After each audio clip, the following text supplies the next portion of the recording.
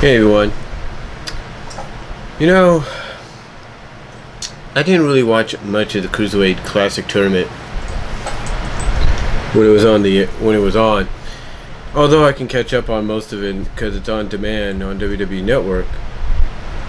I will have to say that I did see most of the finale last night, and I have to give WWE credit for really throwing a lot of us off and showing that if done right with the right people, they can be unpredictable. You know, there was a lot of us that thought, honestly, that the finale, the Cruiserweight finals, were going to be Kota Ibushi and Zack Sabre Jr. But that wasn't the case, because apparently they have commitments in the other promotions. Like maybe they're being booked to go a little further, if you know what I'm saying. In Ibushi's case, Kota Ibushi's case, he might be being booked to become Intercontinental Champion for IWGP.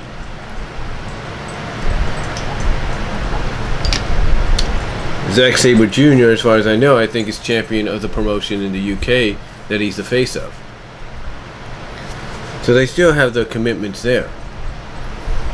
TJ Perkins, aka formerly Suicide / Manic in TNA, is probably the best choice you got. He's finishing up right now, has finished up with Evolve. Just like Johnny Gargano, Johnny Wrestling, I'll just put him that way, is doing right now. Just like Johnny Wrestling and Tommaso Ciampa are finishing up right now with Evolve in a way. TJ has done that, if not is doing that. Now, with him and Grand Metallic being in the finals, again, like I said, it shows the WWE, if done right with the right people behind them, can be unpredictable. And they proved it last night. They really did. And going with TJ Perkins instead of Grand Metallic, I think is a great choice. Here's why. TJ Perkins is more well known in a sense than Grand Metallic. People know who he is. WWE realizes people know that he was Manic Suicide in TNA. They've seen him as himself in TNA. So they know, even though they don't really acknowledge TNA that much on programming, they know that TJ is recognizable to the entire audience. So I give him credit for doing that, because if they would have gone with Grand Metallic, yeah, it probably would have been a great choice, but not many people know about Grand Metallic. Not many people know about him until this Cruiserweight tournament. Now, first thing I want to correct though is, and I know people will try to correct me as well, this is not TJ Perkins is not WWE's first Cruiserweight champion. Now, I will admit, because I know some people will try to correct me, I will admit he is the first legit Cruiserweight champion without any ties to another promotion. Without the Cruiserweight championship he holds being carried over from another promotion. I'll give him that. He is the first true, legit WWE Cruiserweight champion with no ties whatsoever to another promotion, of having that Cruiserweight title carried over or brought over to the WWE from a company like, say, WCW. I give him that. I give you guys credit on that, because I know you'll point that out.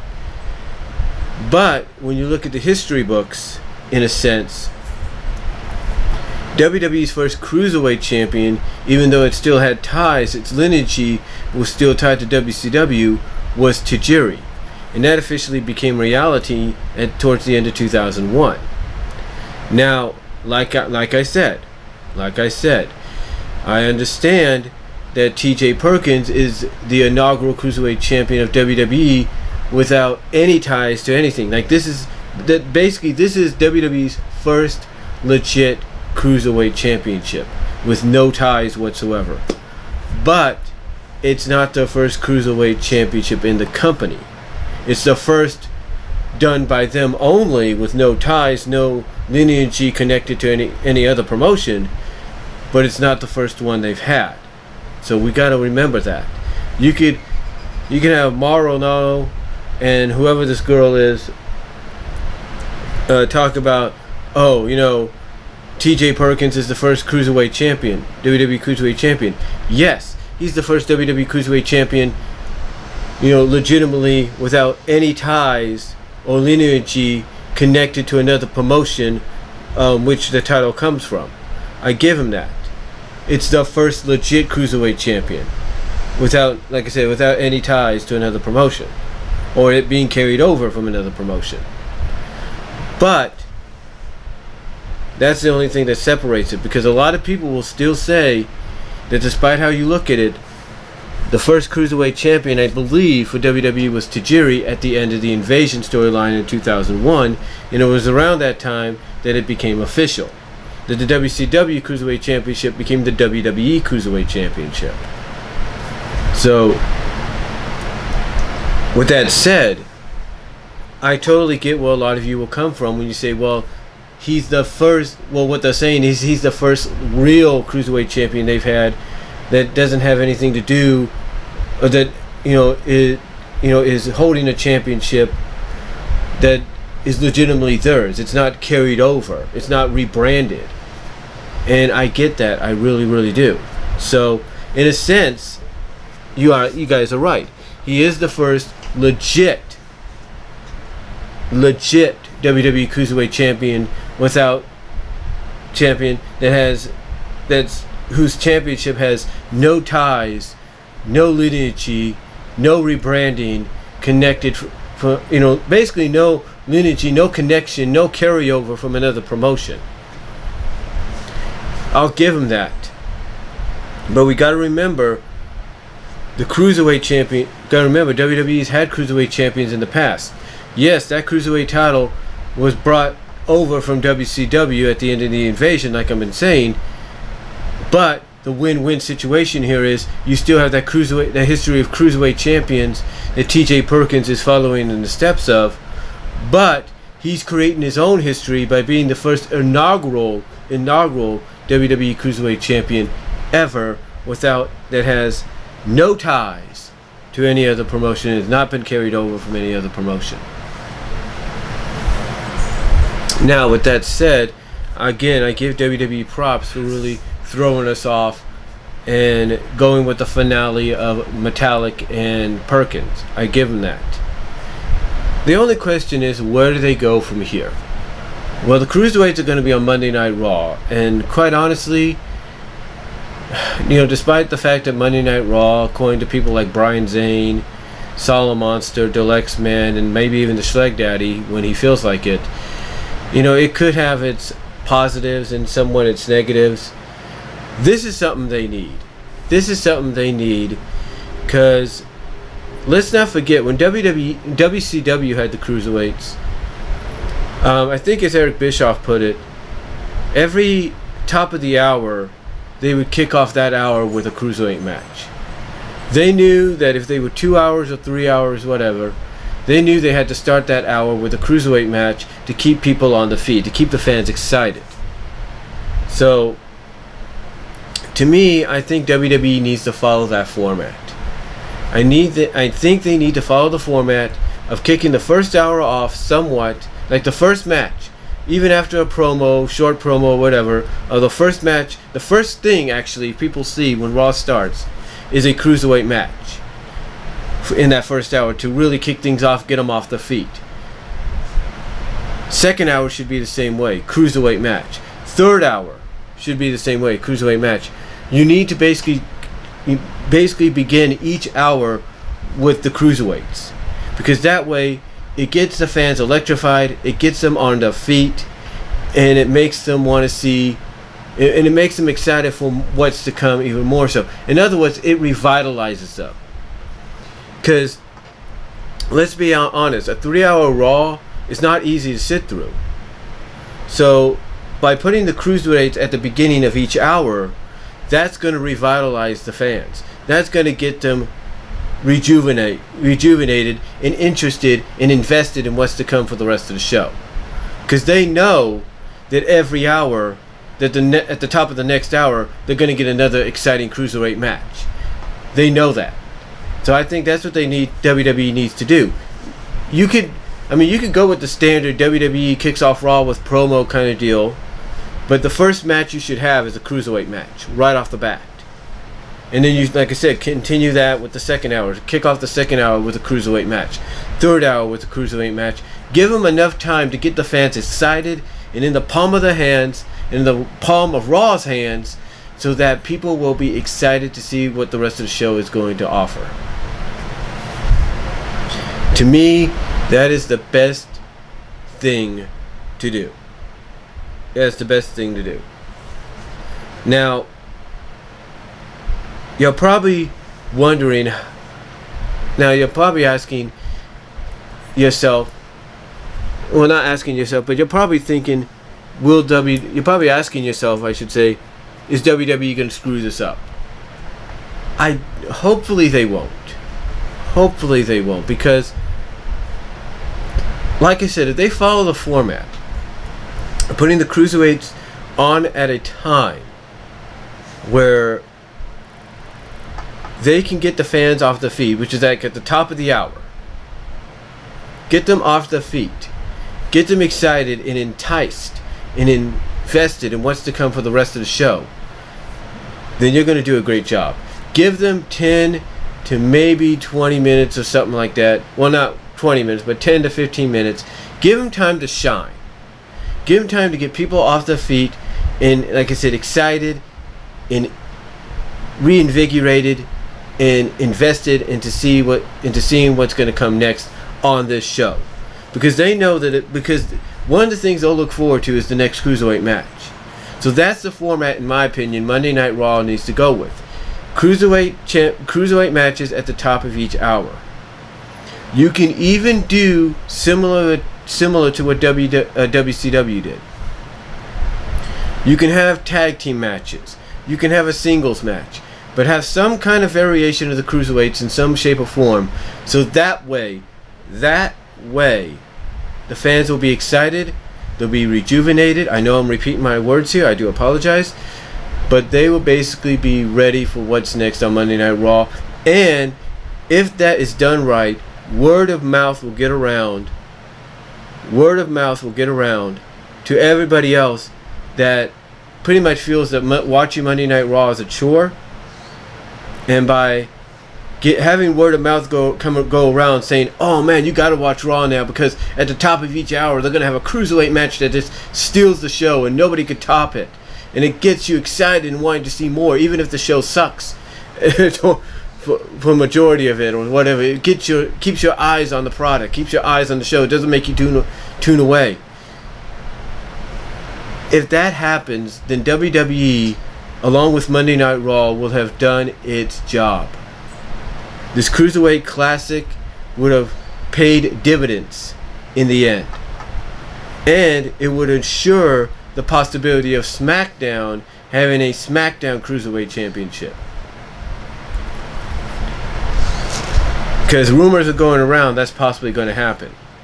Now, if they were to do it on SmackDown, though, I think you might as well just call it the Light Heavyweight title, so that at least it's still the same thing, it's just a different championship. You don't want to have to... Because I look at it this way. If you put the WWE... Because I look at it this way. If you call the Cruiserweight Championship the Raw Cruiserweight Championship, it's going to sour on the Cruiserweight Classic period. I mean, what would be the point of Triple H coming out and saying, oh, by the way, the winner of the finals between Metallic and Perkins is going to wear this belt, which is a purple belt with the silver plating, which I have to say, I love the design of that belt. It's actually refreshing to see a championship that doesn't look identical to any other. It's really refreshing. It really is. I mean, this looks like basically a hybrid of the classic WWE winged belt, strap-wise, and some of the IBC and WBA or WBO heavyweight boxing titles. That's what it looks like. The championship belt looks like it's a hybrid somewhat of the old wing title in some shape or form. I think the plate maybe. Well, the strap, I should correct myself, looks identical to the kind of belt strap you would see worn by the heavyweight boxing champions or boxing champions period in WBO or IBA or whatever. So to me, I like the design. I give them credit with that. I wish they would be. I do agree with people when I say I wish they'd be more creative with their championship designs to distinguish the championships from each other. But that's another story, and that's further from the point. The point is, if SmackDown gets a cruiserweight division as well, you either got to share the cruiserweights between both brands, or if you go and call that that championship belt that's a purple strap belt, if you call it the Raw Championship, the Raw Cruiserweight Championship, it's gonna basically make this cruiserweight tournament look pointless. That's what it's gonna look like.